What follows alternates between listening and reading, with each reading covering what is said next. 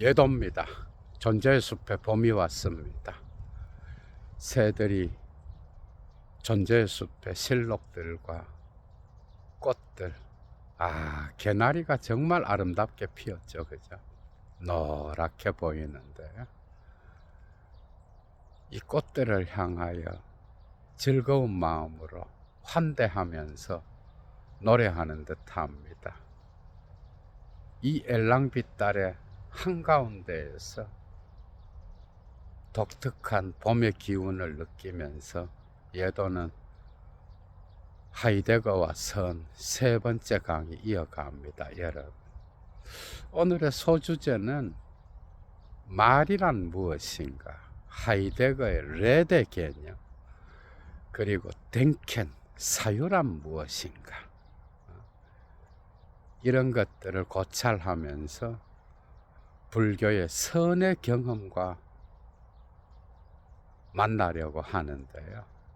여러분들의 삶에 새로운 지평이 열려지기를 바랍니다. 오늘도 예도의 클래스로 풀겠습니다. 강의의 가치를 아시는 분은 사막의 철학을 위하여 예도TV 후원에 참여해 주시면 감사하겠습니다. 자발적 수업료겠죠, 그죠? 예도의 순수한 노동의 대가. 오늘은 또 어떤 내용이 기다리고 있을까? 하이데거의 사유를 네 단계로 구분하면 첫 번째가 둔수 스코투스의 범주론과 의미론을 연구했죠.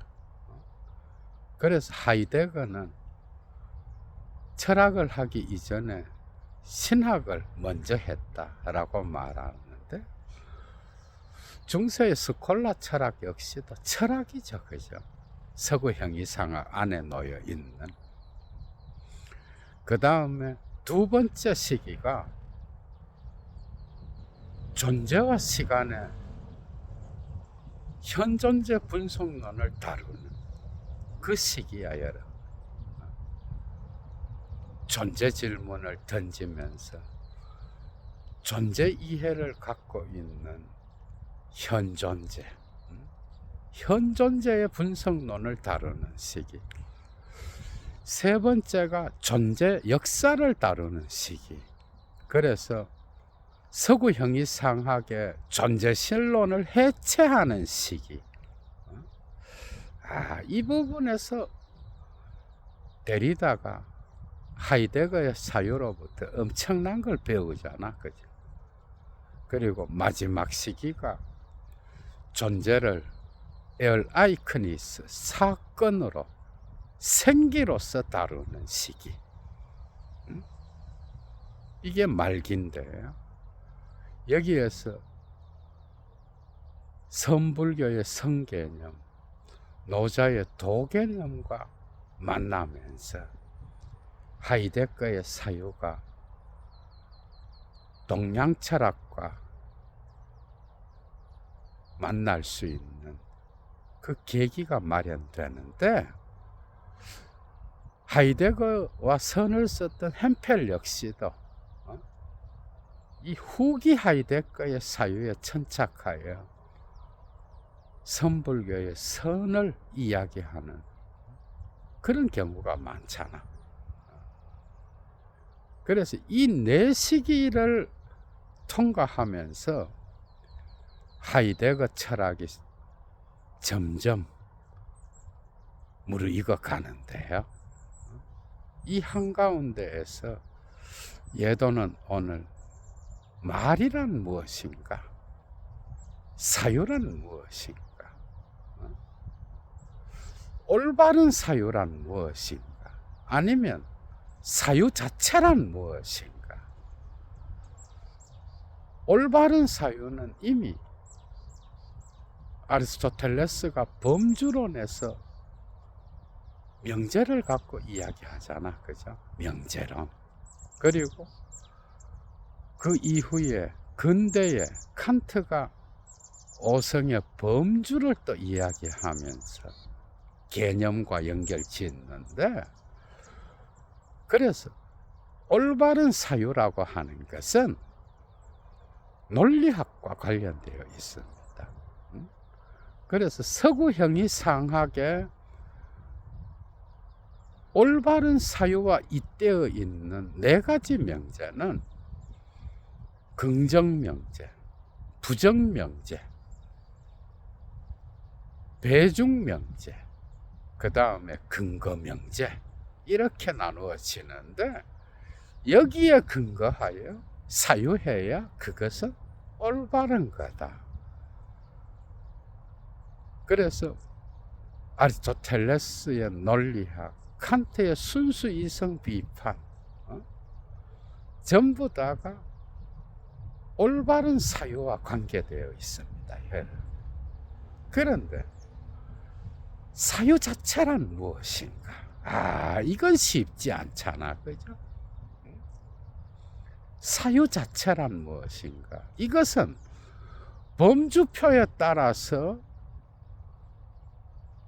명제를 말하고 그 명제에 근거하여 사유하는, 그래서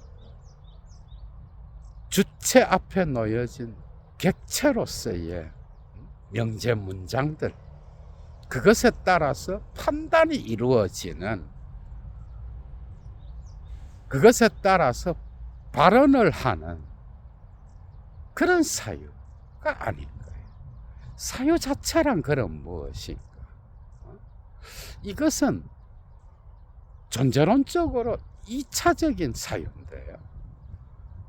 사유 자체는 논리학 이전에 있는 존재 생기를 사유하는 거야, 여러분. 그것은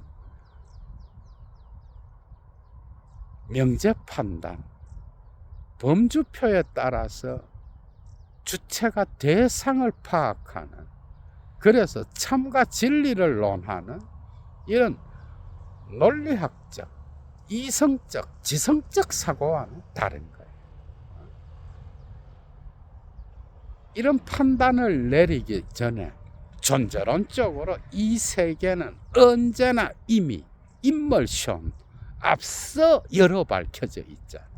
이미 존재와 시간에서부터 이런 이미 앞서 열어 밝혀져 있는 이 생기의 세계, 그것이 바로 진리 개념인 거예요. 알레테이아. 이 알레테이아가 앞서 놓여 있기 때문에 우리는 거기에 근거하여 이 세계의 다양한 존재자들을 주어와 수어로 연결하여 범주표에 따라서 판단을 내릴 수 있는 거예요. 그것에 따라서 발언을 할 수 있는 거예요. 아우스 슈프라흐. 이 아우스 슈프라흐는 그래서 2차적인 거예요, 여러분. 판단 명제에 따른 발언. 그런데 사유 자체는 이것과는 아무 관련이 없는 거예요. 사유 자체는 오히려 그리스인들의 세계관으로 올라가는데요. 거기에는 아리스토텔레스의 논리학 이전에 놓여 있는 로고스 개념이 있는 거예요, 여러분. 로고스 개념. 이런 것들은 하이데거 전집 제7권 논문과 강연에 수록된 바스 하이스트 댕켄 사유란 무엇인가 라는 논문에 수록되어 있습니다, 여러분.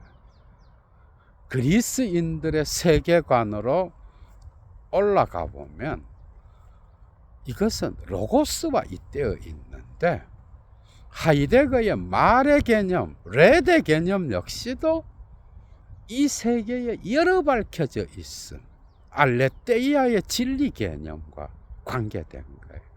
세계가 자기 자신을 자기 자신으로 보여주는 것. 그리고 이 열어 밝혀져 있음이 있기 때문에 세계 내 존재로서 현 존재는 그것에 따라서 논리적으로 사유하고 판단을 내릴 수 있는 거예요. 발언을 할 수 있는 거예요, 여러분. 그래서 논리학의 범주 명제는 2차적인 거야, 존재론적으로. 파생된 거고. 그런데 그리스인들이 사유했던 그 사유의 근원에는 로고스 개념이 놓여 있어. 이것은 단지 이성과 지성으로 범주표에 따라 개념 언어로 판단을 내리는, 그래서 주체가 이 세계의 존재자들을 대상으로서 판단하는 주객도식에 빠져 있는 사유가 아닌 거예요. 이것은 철저하게 존재론적 사유로서 언어 역시로 존재론적 말과 관계되어 있는 거예요. 그리스인들은 사유를 두 개의 단어로 나누는데, 첫 번째가 레게인, 말하다. 어떤 것을 어떤 것으로 말하다, 진술하다, 그런 뜻이죠. 두 번째는 노예인, 어떤 것을 어떤 것으로 여기다, 받아들이다. 그래서 이성으로 이 세계의 모든 존재자들의 진리를 받아들이고 그것에 따라서 말하는 거예요. 레게인과 노예인에 근거하여 그리스인들은 사유 자체를 말했다라는 거예요. 이것은 로마인들의 라틴어로 오게 되면은 라치오로 변하는데, 라치오로 변하면서 이 개념은 이제 논리적 이성으로 제한되게 된 거예요. 레오를 라틴어로 계산하다, 무엇을 뭐뭐로 여기다. 그래서 논리적으로 사유하고 계산하고 받아들이다. 그래서 라치오는 이성, 논리, 계산, 이런 뜻을 갖고 있잖아. 이미 그리스어의 레게인과 노예인, 이 라틴어 라치오로 변하게 되면 그때는 이 존재자의 존재를 사유하는, 그래서 로고스의 살아있는 말의 뜻이 사라진 거예요. 말은 언제나 이 세계의 존재자들이 자기 자신을 탈은폐하면서 드러내면서, 그죠? 드러나는 존재 진리를 진술하고 발언하는. 그래서 이 말은 존재와 시간에서는 뭐예요? 말은 현존재 분석론 안에서, 그죠? 실존론적이고 존재론적인 현존재의 근본 구성 틀을 형성하는 거예요. 말은 잡담이 될 때 빠져 있음이 되지만은 존재의 소리, 양심의 소리를 들을 때는 이 말은 잡담으로부터 빠져나와 본래적 이해를 가능하게 하는.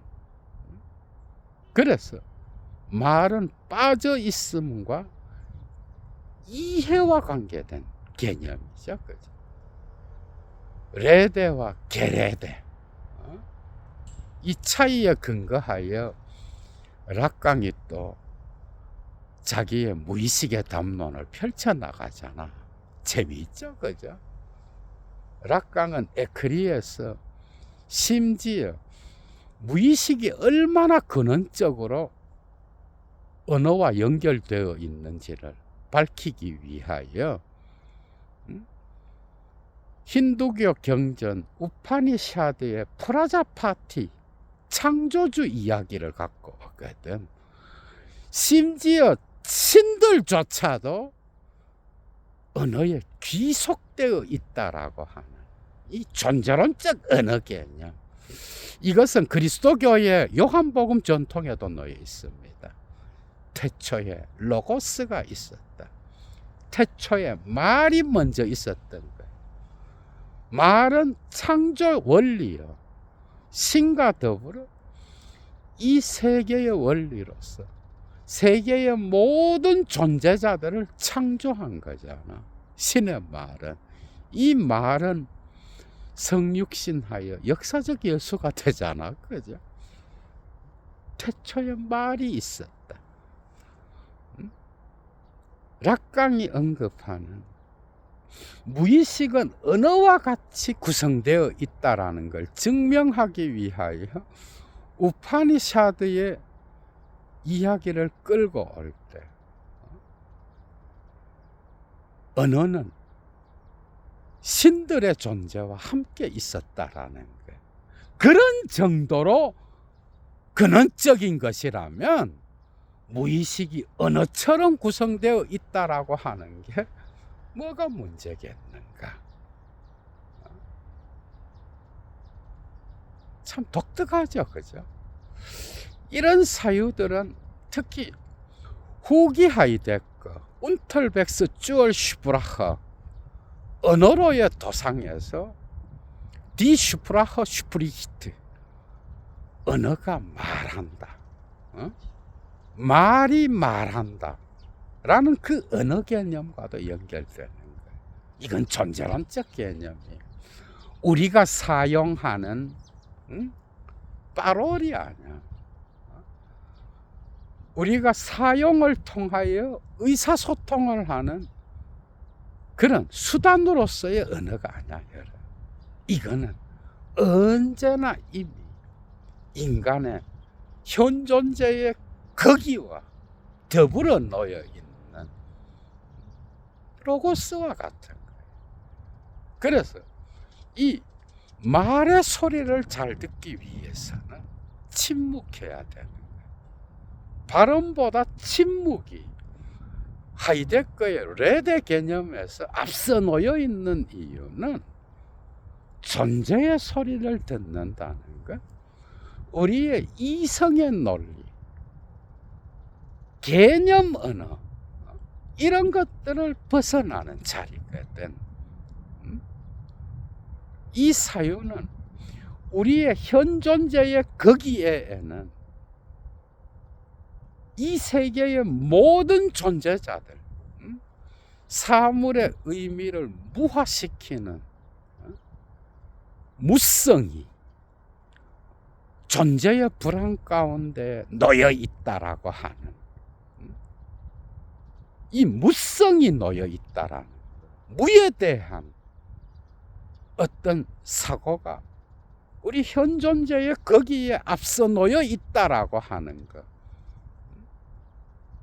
여기로부터 우리는 이런 질문을 던질 수 있는 거야. 라이프니츠의 질문, 왜 이 세계는 무가 아니고 존재인가?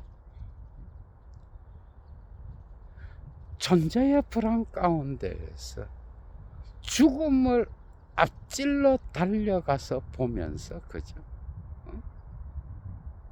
결단을 내리고 본래적 실존이 열려지는 그 경험, 죽음과 함께 경험하는 이 세계의 존재자들의 무성, 그것이 우리의 현존재의 거기에 앞서 놓여 있기 때문에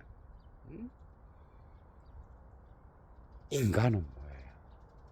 인간은 비로소 이런 질문을 던질 수 있는 거예요. 왜 무가 아니고 존재인가?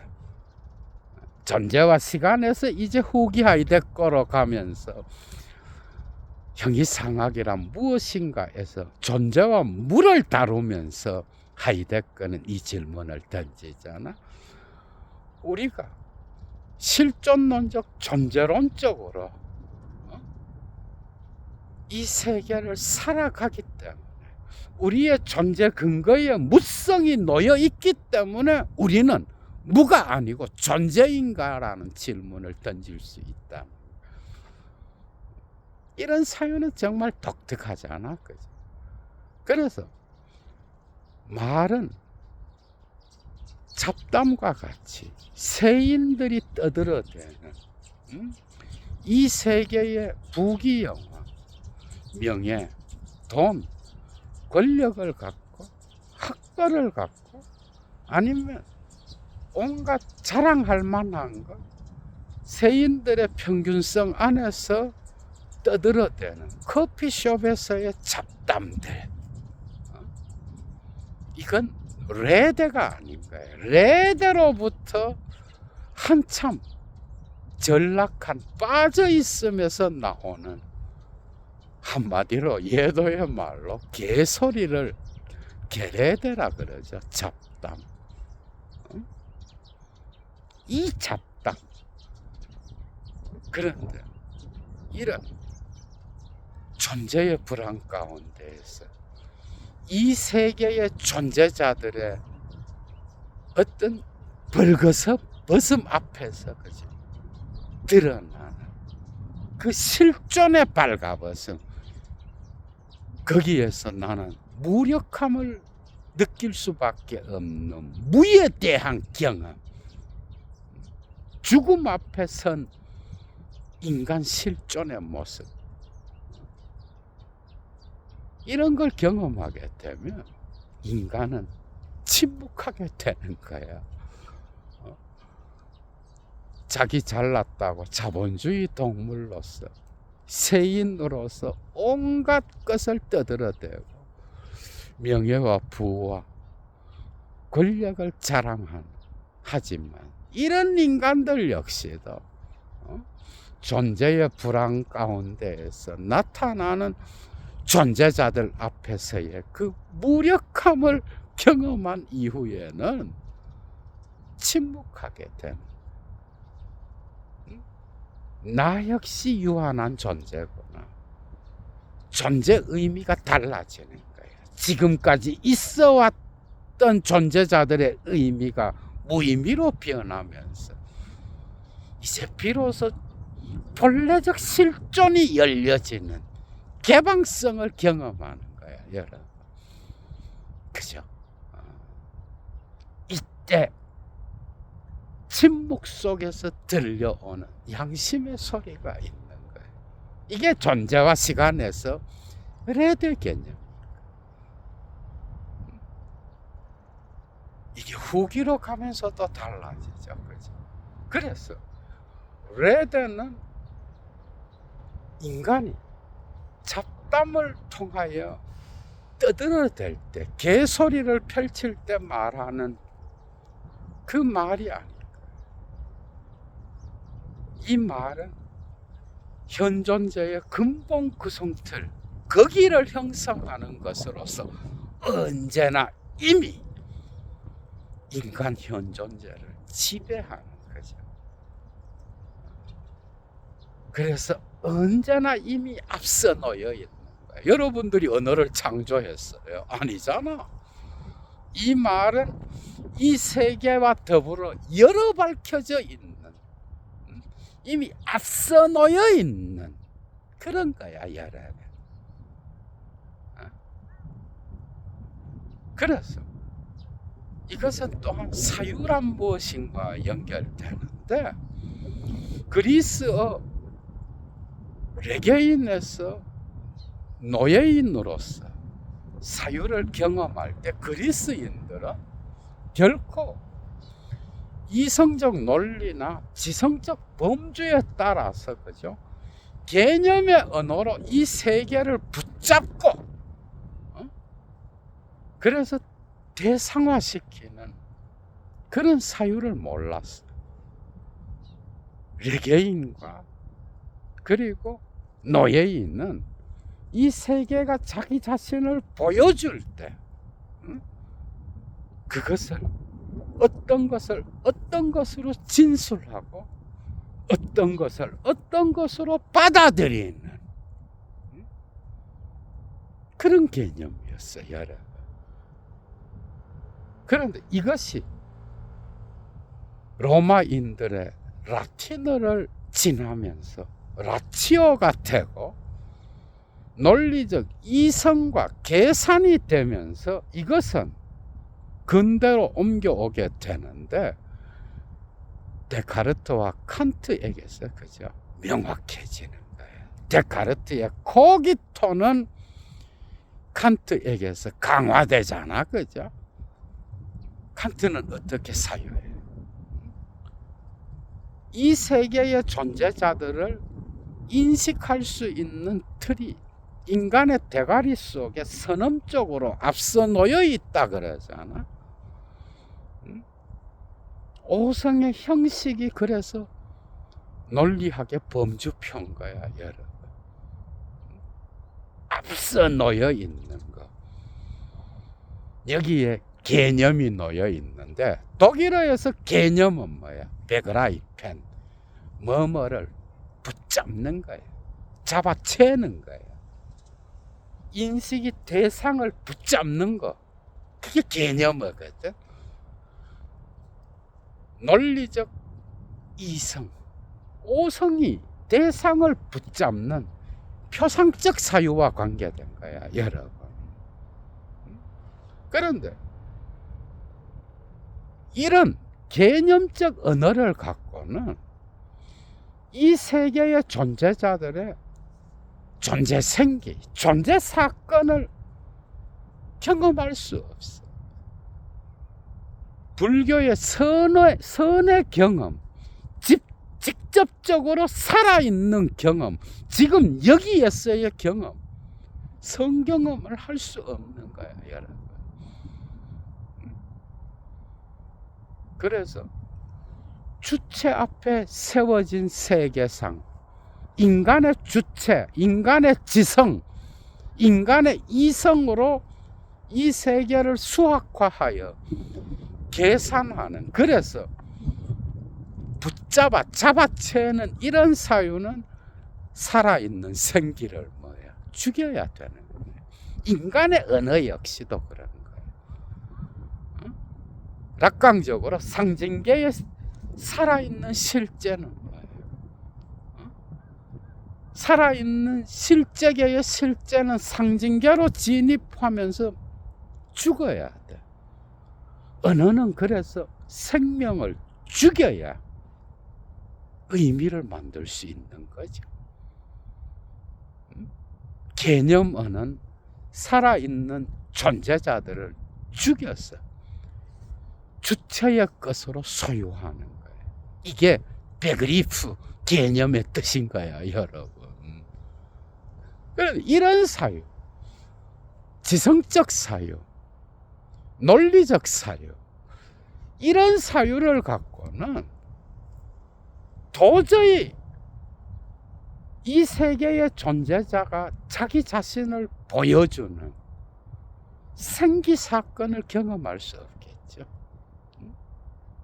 개념적 언어를 버리고 논리적 사고와 지성적 사고를 버리고 우리가 시인들과 같이 회상하는 사유를 배울 때,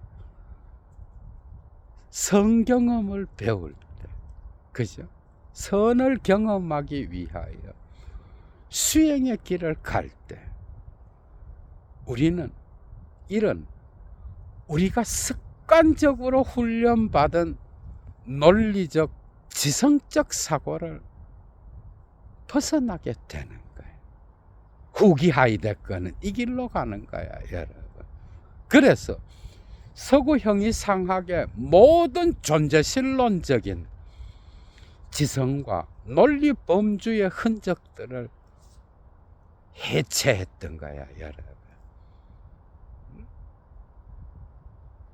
이 경험은 결코 사물을 죽여서 나의 인식의 재료로 삼는 경험이 아니라 나의 인식을 포기할 때 나타나는, 나의 지성을 포기할 때 나타나는, 내가 탈존하여 나의 주체로부터 벗어나서 이 세계의, 사방 세계의 존재의 빈터에 나가 있을 때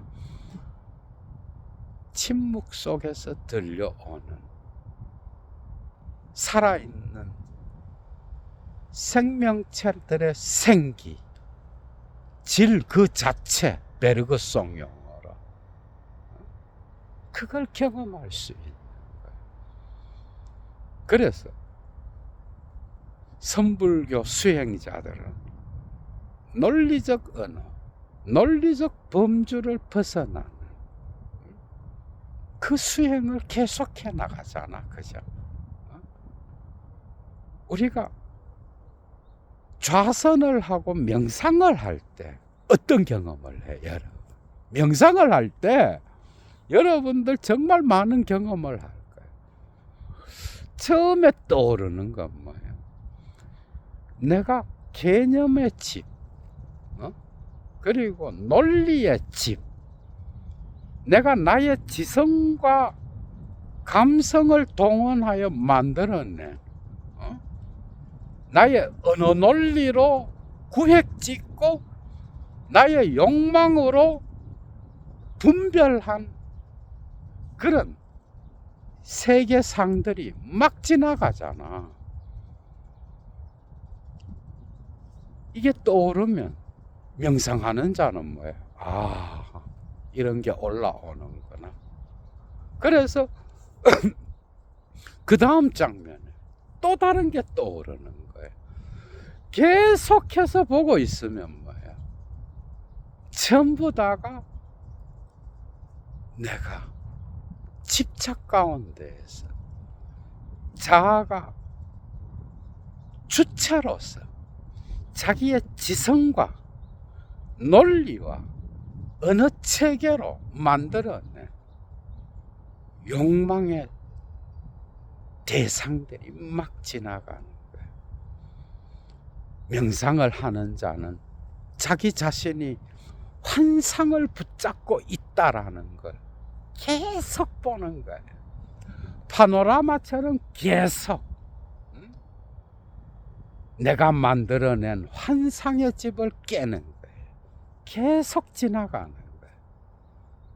어느 순간 나는 없고 이런 상들이 빈 그릇이 돼요.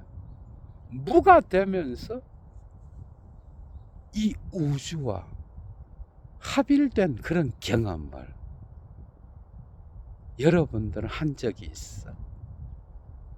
이게 선수행인 거야, 여러분.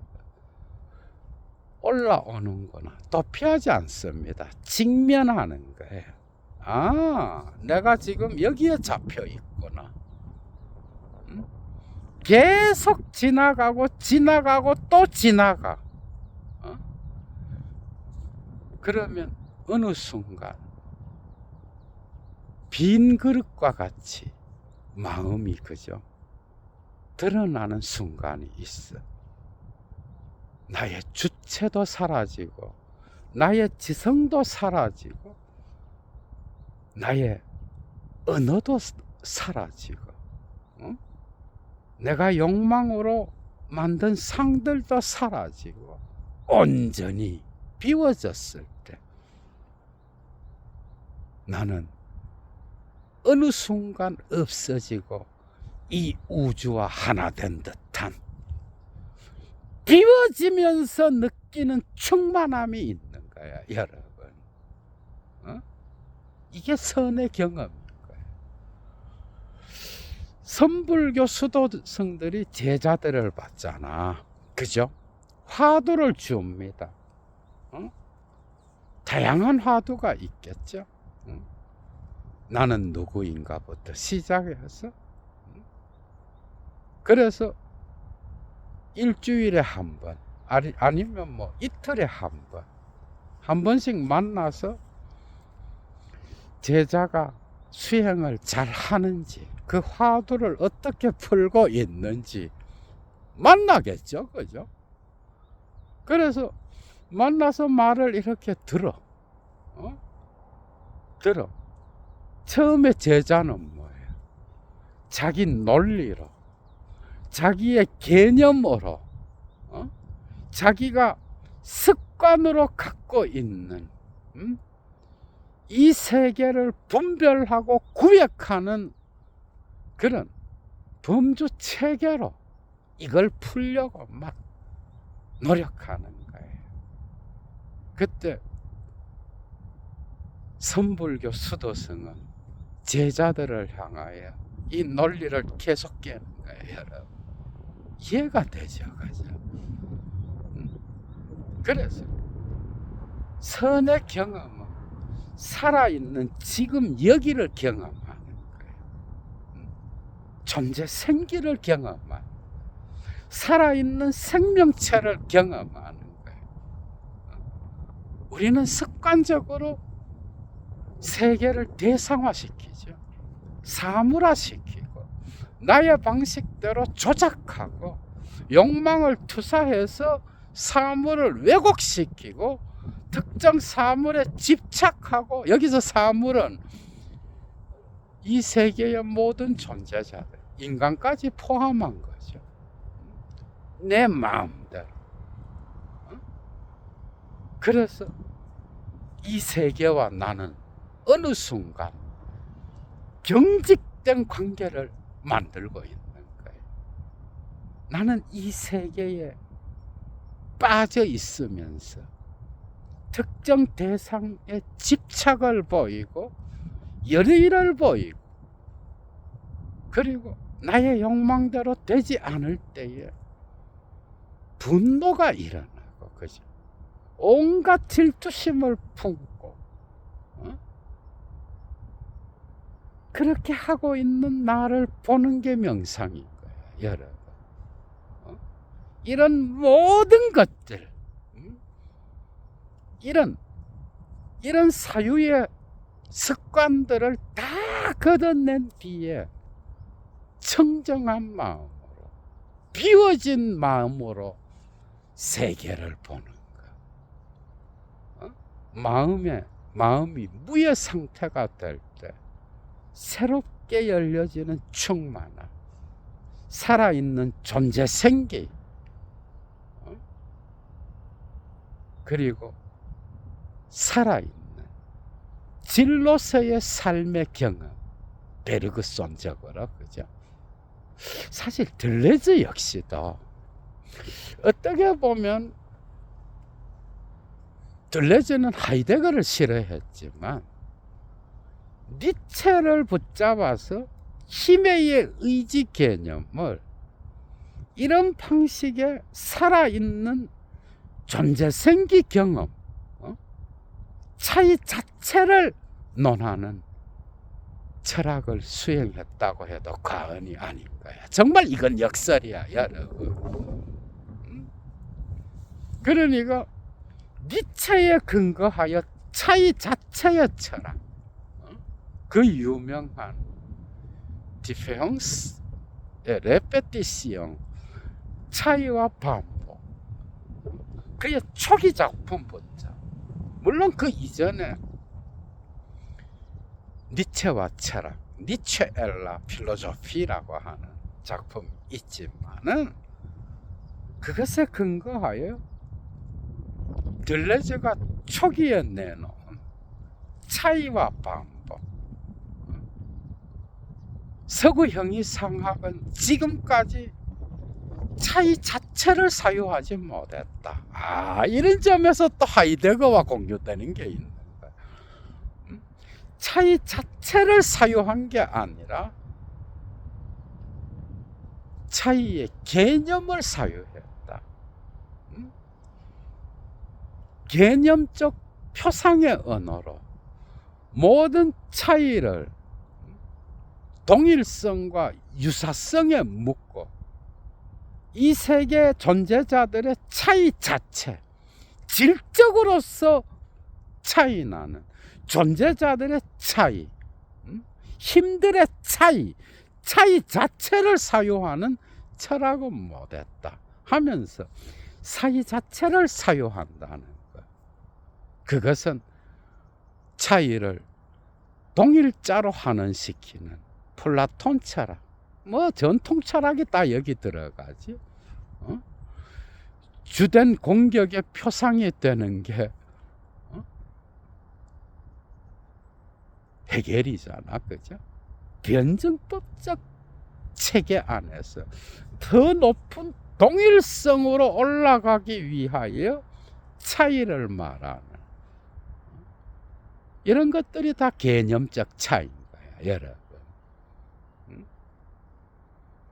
플라톤적으로 볼 때 이 세계의 모든 존재자들은 이데아의 복사물이잖아, 그죠? 그런데 이 이데아의 복사물을 연관 짓는 건 뭐예요? 유사성이죠. 이데아는 언제나 동일성이야.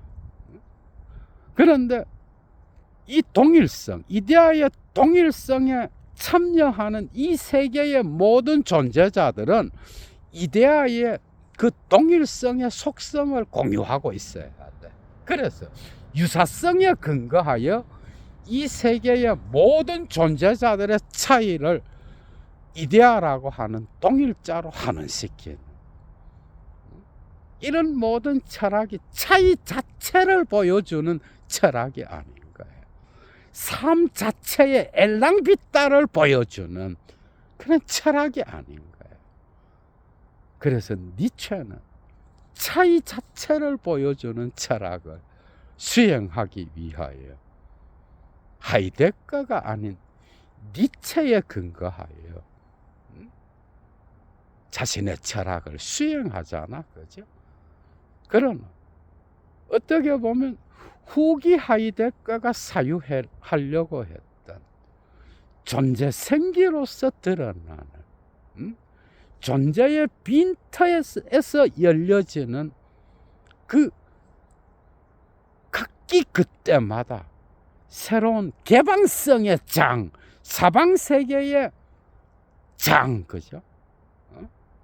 그것은 언제나 이미 새롭게 거기에서 사건으로서 드러나는 존재 생긴 거예요. 이게 둘레지의 차이 자체에 힘들의 관계의 차이에서 나타나는 차이 자체의 철학과 다른 게 뭐가 있어? 철학적으로 볼 때는 어느 정도 공유할 수 있는 지점이 있겠죠, 그죠? 그래서 하이데거 이후에 포스트 모더니즘 철학 자체가 이런 방식의 살아있는 지금 여기를 경험하는 성경험과 연결되어 있고, 이건 양자물리학과도 관계되어 있어요, 여러분. 참 재미있죠, 그죠? 서양 철학이 이런 방식으로 전개되는 거예요. 그래서 사유 자체는 뭐냐? 그것은 논리의 범주 체계로, 그리고 개념적 언어로 사유를 통하여 이 세계를 대상화시켜서 판단을 내리는, 그것이 아니라 그것에 앞서서 이 세계가 자기 자신을 보여줄 때, 그것을 어떤 것으로 말하고 진술하고 어떤 것을 어떤 것으로 받아들이는, 그래서 존재론적으로 앞서 있는 알레테이아의 경험인 거예요. 이건 로고스의 경험인 거야, 여러분. 그래서 말과 관계되는 거예요. 말은 그죠. 말은 시인들의 시어와 관계되고, 이 시어는 산문과 다르잖아. 산문은 직선적이고 논리적 배열에 의존하고 있다면, 시는 뭐예요? 시는 음악의 선율과 같은 거예요. 이 세계의 살아있는 존재자들의 존재를 드러내고 보여주는 게 시인 거예요. 그래서 하이데거는 후기로 가면서 시인들의 시어에 그죠? 이 시들을 해석하면서 사방세계의 존재의 빈터에 자기를 내맡기는 선의 경험과 일치하는 그런 회상하는 사유로 나갔던 거예요. 안 덴켄 데스 덴켄, 독일어로 회상하는 사유. 지성적 사유, 논리적 사유가 아니라 회상하는 사유. 시인이 된 철학자 하이데거는 그래서 어떻게 보면 수도승이 된 철학자, 이렇게 다른 말로 표현할 수도 있겠죠. 그래서 이 세계의 존재자들의 존재, 그 빈터에 탈존하여 서로 비추는 거울놀이 속에서 그 살아있는 선율에 맞추어 노래하는 하이데거, 이게 바로 후기 하이데거의 모습인 거야. 얘를 재미있었죠, 그죠? 얘도 물러갑니다. 주스.